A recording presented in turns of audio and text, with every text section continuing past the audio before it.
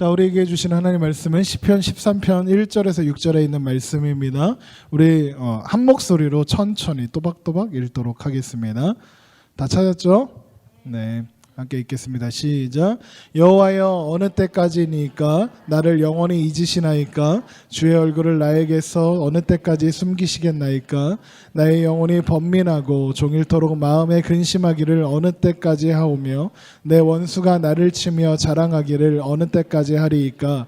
여호와 내 하나님이여, 나를 생각하사 응답하시고 나의 눈을 밝히소서. 두렵건대 내가 사망의 잠을 잘까 하오며 두렵건대 나의 원수가 이르기를 내가 그를 이겼다 할까 하오며 내가 흔들릴 때에 나의 대적들이 기뻐할까 하나이다. 나는 오직 주의 사랑을 의지하여 싸우니 나의 마음은 주의 구원을 기뻐하리이다. 내가 여호와를 찬송하느니 이는 주께서 내게 은덕을 베푸심이로다. 아멘. 할렐루야. 우리 이 시간 이 자리에 함께 하셔서 우리에게 예배하게 하시고 감사와 찬양으로 하나님 앞에 나아가게 하신 하나님께 영광의 박수 올립시다. 아멘. 네, 겨우 그것밖에 안 됩니까? 네, 찬양 받으시기에 합당하신 하나님이십니다. 우리가 예배하며 하나님 앞에 나아갔으면 좋겠습니다. 요 근래에 중간에 도찐개찐 설교 말고 말씀 말고 말씀들을 이렇게 쭉 이렇게 펼쳐놓고 보니까 우울해요.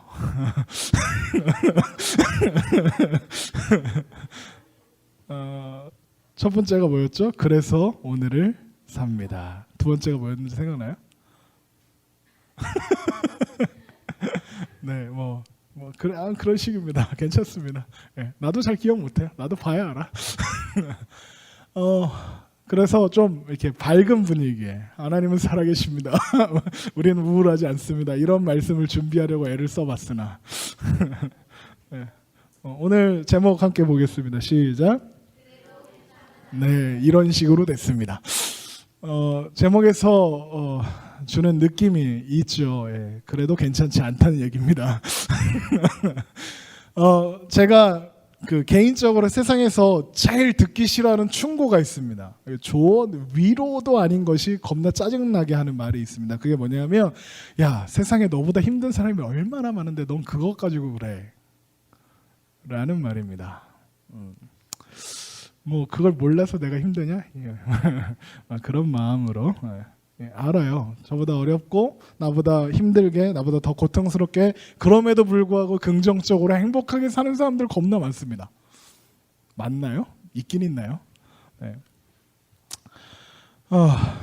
알아요. 저는요, 이런 충고를 한 사람에게 반드시 그 충고를 돌려줍니다. 왜냐, 사람은 언제나 행복할 수는 없거든요. 언제나 괜찮을 수는 없거든요. 그 친구가 똑같이 힘들어하면 똑같이 가서 이야기해 줍니다. 야, 세상에 힘든 사람이 얼마나 많은데 네가 그 정도 가지고 힘들다 그러냐? 그러면 100이면 100 승질 냅니다. 왜요? 나도 승질 났거든요. 걔도 승질 낼 거예요. 승질을 냅니다. 네가 나한테 그랬잖아, 이 비읍시스라, 이러죠. 네, 설교 시간이니까 자동 필터링 B로 할 수는 없으니까 어쨌든 그런 겁니다. 제가 보니까 힘든 건 다 똑같아요. 상대적이거든요. 절대적인 기준에서 힘든 사람들을 꼽자면 누가 힘든 거야 도대체? 그렇죠, 다 힘듭니다. 어떻게 취업 못하고 있는 취준생이나 취업해서 회사를 다니고 있는 회사원이나 힘든 건 똑같아요. 취준생들은 그러죠. 야, 회사만 가면 이러죠. 회사들은 저 때가 좋았지 이런다고요. 다를 것 같아요. 고3 재수했던 친구들 대학만 가면 대학 다녀봐라. 그래도 그때가 좋았지 이런다고. 남자가 유일하게 돌아가기 싫은 건 군대밖에 없어요. 옛날이 더 나아. 군대가 좋았지 하는 사람은 별로 없더라고. 군대 때 재밌었지 좋았지 하지만 또 갈래? 그럼 또 가는 사람은 없어요. 꿈을 꾸죠. 최악이야. 나보다 어려운 여건 속에서 힘겨워하면서도 그 가운데 감사할 거리를 찾고 그 가운데 감사함에 긍정적으로 사는 사람들을 보면서 그래, 힘내야지 하는 건 옆에 있는 사람이 말해주는 게 아니라요, 내가 그거 보고 내가 깨달아야 그게 위로가 되는 거예요. 옆에 사람이 야, 힘든 사람 뭐 이렇게 얘기하면요 한 대 쳐야 되는 거죠. 네. 그런 겁니다. 그런 충고하는 놈들은요 나보다 어려운 여건인데 행복하게 잘 사는 놈은 아니에요. 어려운 걸 잘 모르는 친구입니다. 내가 힘든 부분을 절대 이해 못하는 놈이 그런 소리 합니다. 그 정도가 뭐 힘드냐고. 나도 해봤다고. 예. 나도 해봤다는 말이 정말 짜증나요. 예. 저도 그래서 그 말을 최대한 안 하려고 합니다. 제가 진짜 해본 거 말고는. 정말 해본 사람이라면요 그런 소리 못합니다. 정말로 고통과 아픔 가운데 서름을 느끼며 어려움을 겪어본 사람은요 그런 소리 절대 못해요. 대신 그러죠. 그래 나도 살잖아. 그러니까 너도 살아. 그래 우리 힘내자. 이렇게 하지. 야 그게 뭐가 힘들다고 그래. 나도 해봐서 하는데 이런 말 안 한다고요. 그렇잖아요. 안 그래요? 아닌가? 나만 그런가? 진짜로 겪어본 사람은요 그래 그렇구나. 아유 진짜 나쁜 놈들이다. 어떻게 너한테 그럴 수가 있냐? 라고 하죠. 내가 겪어본 그 고통을 그 아픔을 상대가 겪고 있다는 걸 아는 사람은요 절대로 그런 식으로 말 못해요. 왜요? 그게 얼마나 아프고 그걸 얼마나 상처인지 알기 때문에 그런 말 쉽게 못합니다. 우리는 살다 보면 이런 마음을 갖게 될 때가 많이 있어요. 하나님 정말 계시나? 하나님 정말 살아 계시는 거 맞나? 그런데 어떻게 나한테 이러시지? 나는 주일도 한 번도 빼먹은 적 없고 나는 봉사도 열심히 했는데 하나님 나 왜 이러시죠? 그러고 보면 이런 설교를 매주 하고 있는 제가 제일 믿음이 없는 거죠. 지난주에도 이딴 식으로 내가 설교하지 않았나? 그랬던 것 같아. 제일 믿음 없고 나약한 사람인 것 같습니다. 제가요. 청년들하고 말씀을 나눠야지 하고 말씀을 준비하는데 정리하다 보면 결국 이런 식으로 나오는 거야. 설교가. 겁나 우울해. 믿음 없음 이걸 느낍니다.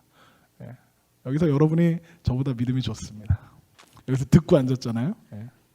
마치 택시기사가 나는 운전하는 게 무서워 하는 것 같은 거죠. 목사가 믿음이 없으니까요. 그래서 저는 항상 자격 없다는 생각을 많이 합니다. 그래도 목사인데 아닌 척 해야 되는데 아닌 척 하면서 여러분 하나님을 살아계십니다. 여러분이 그렇게 우울해하고 있을 시간이 없습니다. 하나님 살아계십니다. 이렇게 말해야 하는데 그럼 거짓말이잖아요. 내가 그렇게 느끼지 못하는데. 여러분 인생이요 그렇게 녹록지만은 않은 것 같습니다. 원하는 학교에 들어갔는데 그 학교에서 시작되는 삶이 그렇게 행복하다던가요? 그렇게 행복하지는 않은 것 같습니다. 수많은 사람들이 대출 이자에 허덕이며 삽니다. 부모님이 여유가 된다면 모를까 등록금, 교통비, 생활비 아르바이트해서 충당해야 합니다. 남들 친구들 놀고 할 때 그래야 합니다. 친구들하고도 그러면서 또 살아야 합니다. 제가 지난주에 기사를 보다가 진짜 어이없는 기사를 보았습니다. 지금 이 시대를 달관 세대라고 한다면서요. 그 기사 보신 분 계시나요? 달관 세대래요. 뭐 이런 겁니다. 300만 원 벌어도 행복하지 않으니까 100만 원 벌어도 행복한 삶을 살겠다. 뭐 가벼운 인생을 살겠다. 뭐 그런 사람들이라는 겁니다. 기사를 보면요. 그 사람들 겁나 긍정적이에요. 덜 벌어도 덜 일하니까 행복하답니다. 덜 써도 충분하답니다. 뭔가 있어 보이고 좋아 보였습니다. 그걸 보다가 제가 생각한 오류가 한 가지 있었습니다. 거기 보니까 걔들의 소비에는 대출이자가 없습니다. 걔들의 소비에는요 부모님에게 가난한 우리 집을 먹어 살려야 하는 소비가 없습니다. 걔들한테는요 학력 차별이 없더군요. 보니까 다 서울에 있는 명문대 나오셨어. S대 뭐 K대 이런 데 나오셨어. 나는 M대 나왔는데 들어봤어 M대? 대전에 있어. 물론 명문대 나온다고 다 잘 되는 건 아닙니다. 그죠? 용인에 있는 Y대를 나와도 성공할 수 있습니다.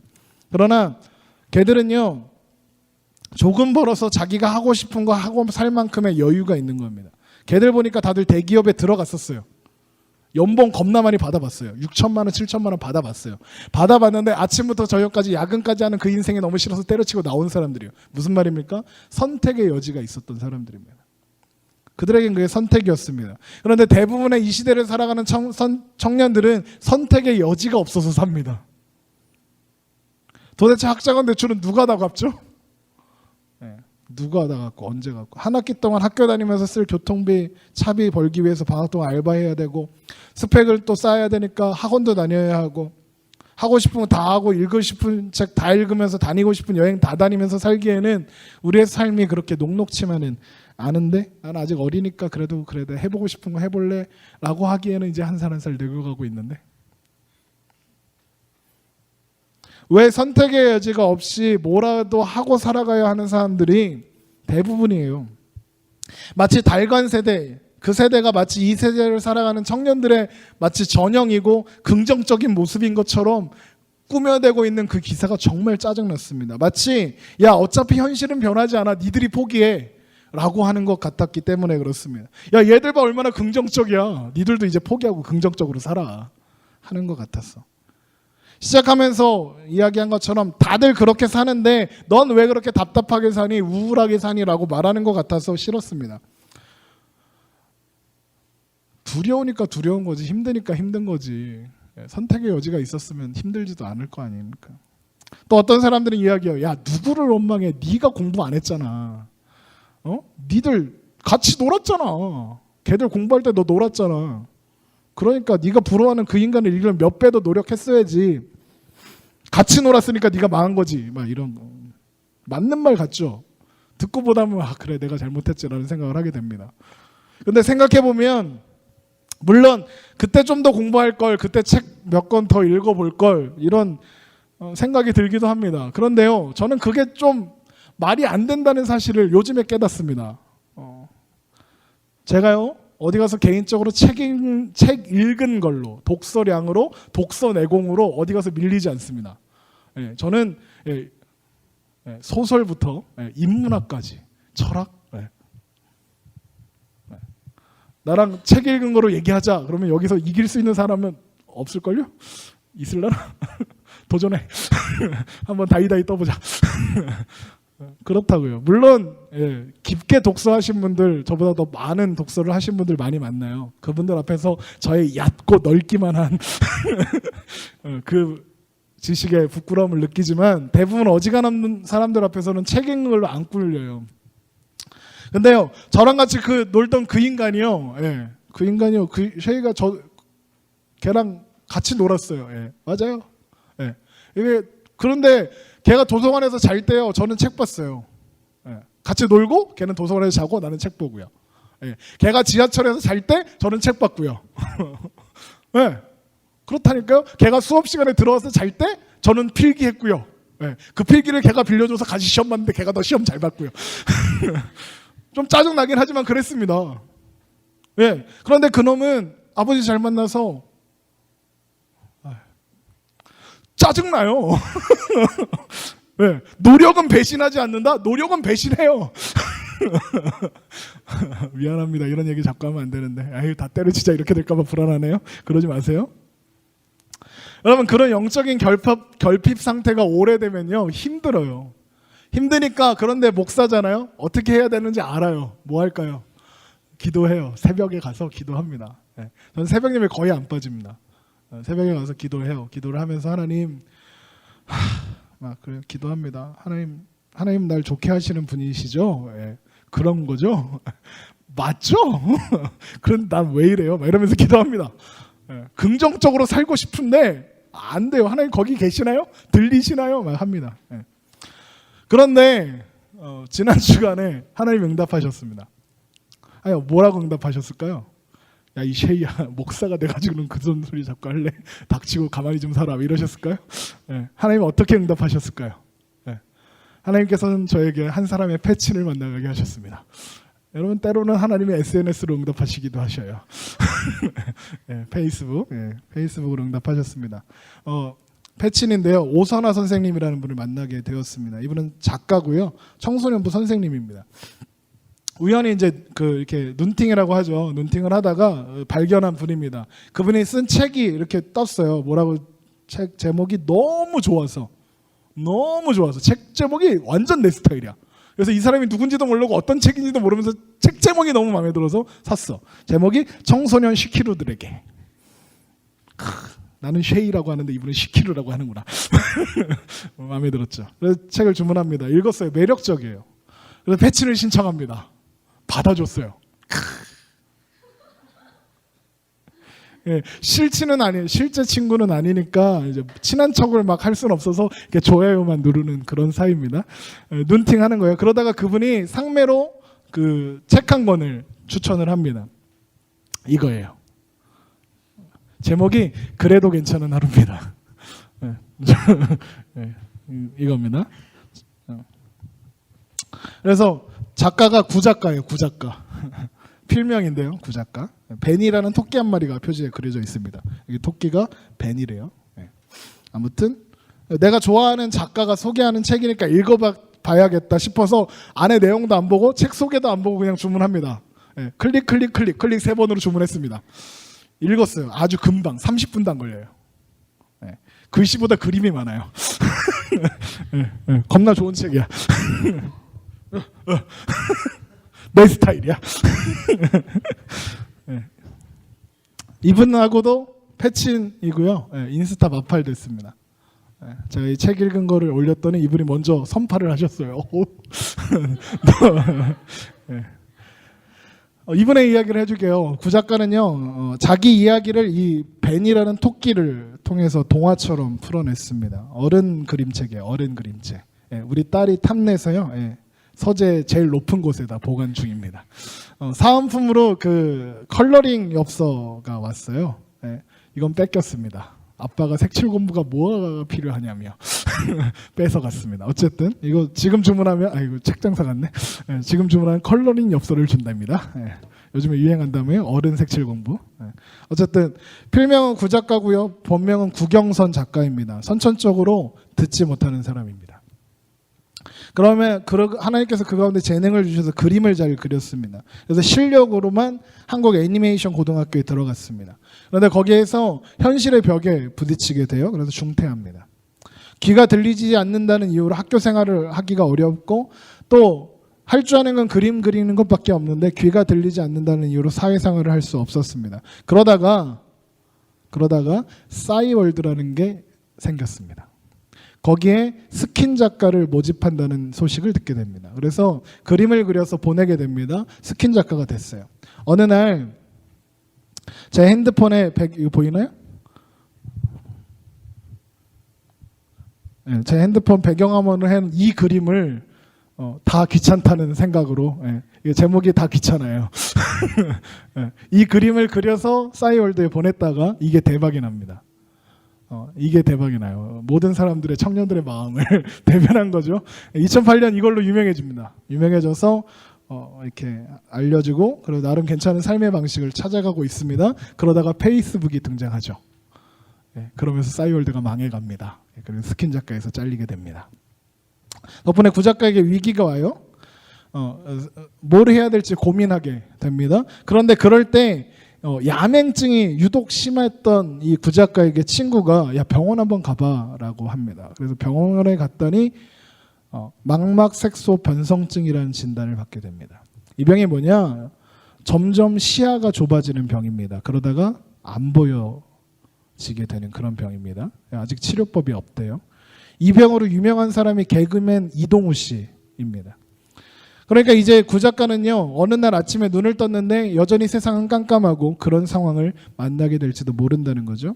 얼마나 자신이 더 세상을 볼 수 있을지, 그리고 더 이상 보이지 않게 되었을 때 제일 좋아하는 그림을 어떻게 그릴 수 있을지 그런 고민들에 빠지게 됩니다. 그럼 이 정도면 좌절할 만하죠. 그렇죠? 포기할 만하지 않나요? 하나님 원망할 만도 한 것 같습니다. 그런데 이 이야기를 들려주면서 마지막에 이 책은 이렇게 끝납니다. 보이나요? 이렇게 돼 있어요. 예쁜 선글라스를 쓰고, 눈이 안 보일 거니까 예쁜 선글라스를 끼고, 지팡이도, 그리고 이런 모습을 그려놓고 저는 앞으로 더 행복하게 살아가려고요, 여러분과 함께 라고 써놨습니다. 아니 어떻게요? 어떻게 더 행복할 수 있죠? 구작가는 도대체 선천적으로 어떻게 생겨먹은 사람이길래 이런 상황을 행복하다고 말할 수 있는 걸까요? 제가 서두에 그랬죠. 힘들고 어려운 사람도 세상을 따뜻하게 보고 용기 있게 살아간다. 너는 뭐하고 있냐? 그런 뻔한 같지도 않은 위로 듣기 싫다고요. 네. 제가 이 책을 덮으면서 중간쯤 그 생각이 들었어요. 중간쯤에 그래 또 그 뻔한 위로구나. 그 생각이 들었습니다. 근데 책을 덮을 때 오밤중이었어요. 이렇게 눈물을 주르르 흘리면서 떠오르는 단 한 단어가 있었습니다. 하나님이었습니다. 내 상황과 내 현실은 답답해요. 아무것도 보이지 않아요. 더 나빠져만 가요. 감사해야지. 성경 말씀에 이런 말씀이 있어요. 제가 제일 싫어하는 말씀이에요. 환난은 인내를, 인내는 연단을, 연단은 소망을 이루는 줄 알미로다.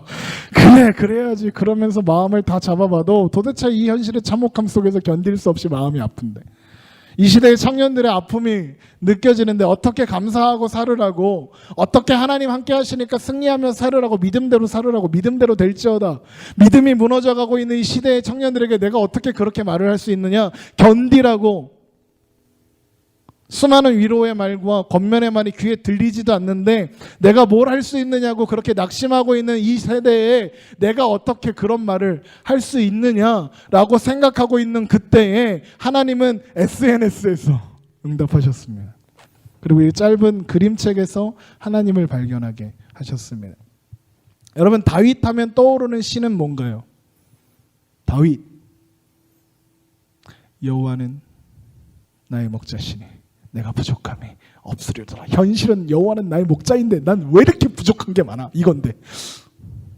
사실요, 다윗에게는요, 이게 더 맞아요. 여호와는 나의 목자시니 내가 겁나 부족한 게 많네? 이래야 맞아요. 다윗은요 사실 하나님이 이스라엘 왕으로 세우시겠다고 하시기 전까지는 참 행복했어요.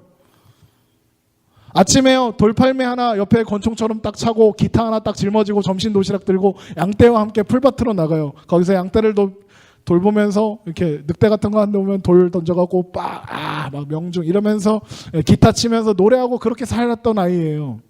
그런데 어느 날 사무엘이 찾아와서는 기름을 부어요. 너는 이제 이스라엘의 왕이야.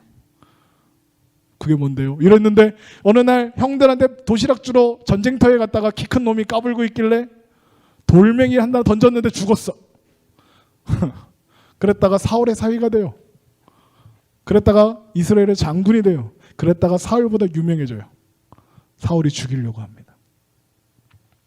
하나님이 부르시고 나니까 인생이 달라졌어요. 다윗이 왕이 될까봐 두려웠던 사울은 다윗을 이제 죽이려고 쫓아다닙니다. 다윗은요 그때부터 고생 시작이에요. 핵고생합니다. 다윗의 대표시는요 여러분 시편 23편이 아닙니다. 여호와는 나의 목자시니 내가 부족함이 없으리로다. 그 시 더 자세히 보면 함정이 있어요. 내가 사망의 음침한 골짜기로 다닐지라도 여러분 다윗의 대표시는요 다윗의 시의 대부분은요 이런 거예요. 오늘 우리가 읽은 여호와여 어느 때까지이니까 나를 영원히 잊으시나이까 주의 얼굴을 나에게서 어느 때까지 숨기시겠나이까 이런 거예요. 다윗의 시의 대부분이 이런 시입니다. 하나님 어디 계십니까? 하나님 어느 때까지입니까? 언제까지 견뎌야 합니까? 다윗의 최고 히트곡은 시편 23편일지 모르지만 그의 앨범에 담겨있는 대부분의 노래는 이런 노래였다고요. 시편 16편, 13편. 여러분 그런데도 다윗은 포기하지 않았습니다. 여러분 왕 시켜준다 쓰면 바로 왕을 시켜주지. 예? 그 약속 왕이 될 것이라는 약속은 여전히 남아있는데 완전 생고생에 고생에 막 핵고생에 막 해요. 맨날 죽을 뻔하고 배고프고 잘 것도 없고 맨날 미친 짓도 하고. 이렇게 보니까 다윗도 우리랑 비슷해요. 고생 엄청 많이 해요. 몸고생 마음고생 엄청 했어요. 여러분 그런데도 다윗은 포기하지 않았습니다. 아니요, 정확하게 말하면 다윗도 포기하고 싶어 했습니다. 그런데 그 인생을 그 삶을 하나님이 붙잡고 계셨어요. 그렇게 돌아보니까 제 인생 또한 하나님이 붙잡고 계시더라고요. 그걸 여러분 믿음이 없어서 흔들려도 너무 흔들리고 있는 목사한테 맨날 성경 보는 것보다 페북을 더 많이 보는 목사한테 하나님이 페북으로 역사하사 한 권의 그림책을 만나게 하시고 그곳에서 하나님을 발견하게 하셨습니다. 조금 전에 읽었던 다윗의 시는 그래서 이렇게 끝납니다. 나는 오직 주의 사랑을 의지하였사오니 나의 마음은 주의 구원을 기뻐하리이다. 내가 여호와를 찬송하리니 이는 주께서 내게 은혜를 베푸심이로다. 제가요 이 작은 그림책에서 발견한 건 하나님이었고요. 그리고 의지할 것은 하나님의 사랑, 하나님의 함께 하심 밖에 없다는 것을 깨달았습니다. 나의 어제를 주관하사 함께 하셨으며 나의 오늘을 허락하사 살아가게 하시고 이제 내일을 준비하시는 하나님, 그래서 그 안에서 놀라운 일들을 이루어가게 하실 그 하나님을 발견한 것입니다. 그래서 저는 낙심하고 힘들고 어려워도 마음이 고통스러워도 가슴을 저미게 해도 그래도 살아가려고 합니다. 그래도 견뎌보려고 합니다. 그리고 예배하려고 합니다. 이미 다 알고 있으면서 하나님 함께 하시고 계신다는 거 다 알고 있으면서 어린아이처럼 떼쓰고 있는 저에게 찾아오셔서 그래도 괜찮아 라고 말씀하시는 하나님, 일어나 함께 가자 하시는 그 하나님, 지금이 너의 이 순간이 너의 마지막은 아니라고 하시는 그 하나님, 절망의 순간에서 내가 일하고 있다 말씀하시는 그 하나님을 다윗처럼 내가 여호와를 찬송하리니 하였던 다윗처럼 저도 예배하려고 합니다. 여러분, 저의 상황은 우리의 상황은 그대로입니다. 마음의 근심도 완전히 사라지지는 않을 것입니다. 그러나 하나님께서 그 근심들을 조금씩 몰아내심을 저는 믿습니다. 어떤 대단한 사람처럼 어느 날 갑자기 강한 확신으로 마음의 모든 근심들을 밀어내 주시면 더 좋겠지만, 지금 이 답답한 가운데에서도 날마다 조금씩 역사하셔서 우리 안에 찾아오시고 말씀하시고 하다못해 SNS를 통해서라도 말씀하시는 그 하나님을 바라보며 우리 그렇게 예배하며 살아가야 하겠습니다. 여러분, 우리 안에 오늘도 역사하시는 그 하나님 우리 함께 보며 가지 않으시겠습니까? 우리의 인생에 찾아오시고 인도하시는 그 하나님께서 여러분을 선하게 인도하고 계심을 여러분 기억하시기 바랍니다. 숨 쉴 수 없을 만큼 힘겨운 상황이 몰려온다 할지라도, 그래서 나는 예배하겠습니다. 그래도 나는 하나님 안에 살겠습니다. 여러분, 그렇게 결단하십시오. 그리고 그렇게 오늘을 살아갑시다. 그렇게 오늘을 하나님 앞에 예배하며 살아갑시다. 그렇다면 상황은 여전히 그대로이고 변하지 않았어도, 그럼에도 불구하고 우리가 하나님을 바라보며 나아갈 때에 하나님 안에 머무는 그 삶이 그래도 괜찮은 하루가 될 것입니다. 여러분, 하나님은 우리를 잊지 않으십니다. 그리고 그 무엇과도 바꿀 수 없는 귀한 사랑으로 우리에게 함께 하십니다.